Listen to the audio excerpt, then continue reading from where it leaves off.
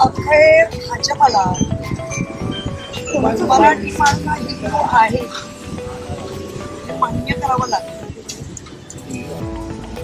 त्याचप्रमाणे ह्या ज्या काही 2022 नंतरची काही लढाई चालू होती त्या लढाईमध्ये भले 83च्या एकोणीस झाले तरी उद्धव बाळासाहेब ठाकरे आणि मराठी माणसाचा लावलेला झाड मराठी माणूस मुंबईत जिंकला आहे.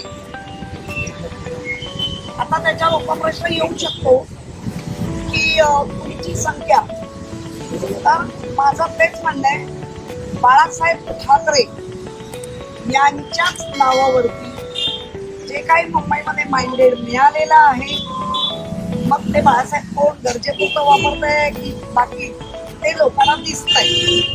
त्यामुळे आमची लढाई ही मराठीच्या अस्मितेसाठीच होती. कायम ती करत आलोय, पुढेही करत राहू. आणि मुंबईचं जिथे आता मराठीत महापौर दिलाय तर नक्कीच आम्ही अपशकून करणार नाही. आम्हाला आकड्यांची गणितं मान्य असतात आणि ती मान्य केलेली आहेत. सक्षम विरोधी पक्ष नेता म्हणून म्हणजे गट म्हणून सक्षम विरोधी ते आम्ही जसा सत्तेत असतानाही अनेकदा आम्हाला विरोधी पक्षांच्या पण भूमिका बजावाव्या लागलेल्या आहेत.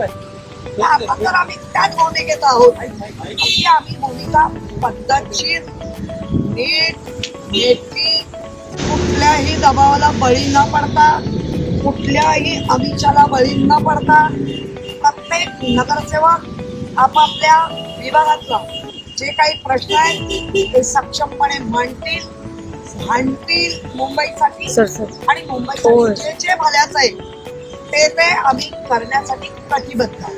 नाही, पण किशोरीताई याआधी संजय राऊत असं म्हणाले होते की आता तुम्ही म्हणतात की मराठी उमेदवार आहे भाजपचा त्यामुळे अपशकृत करणार नाही, पण संजय राऊत असं म्हणाले होते की मुंबईवर भाजपचा महापौर होणं हा काळा दिवस ठरेल. हो, बघा आता संजय राऊत म्हणजे बिनविरोध की समजा एका बाजूला तुम्ही म्हणताय की काळा विरोध नाही, हा आता त्यांनी एक सूचक वाक्य वापरून भविष्य लोकांना दाखवलंय, भविष्य लोकांना कळेल. आणि भविष्य या आधी येत नाही ना, वर्तमानात आम्ही जगलोय, आम्ही भूतकाळ खूप चांगला नीट करून ठेवलाय. त्यामुळे येणारा भविष्य काळा कसा असतो ते कळेल. काही उमेदवार न दिल्याने उमेदवार न दिल्याने शिंदेचं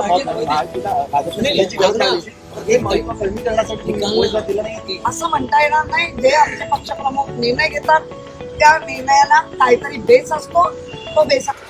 नवीन घडामोडी पाहण्यासाठी आजच आम्ही मुंबईकर 24 तासला लाईक करा, सबस्क्राईब करा आणि अपडेट रहा.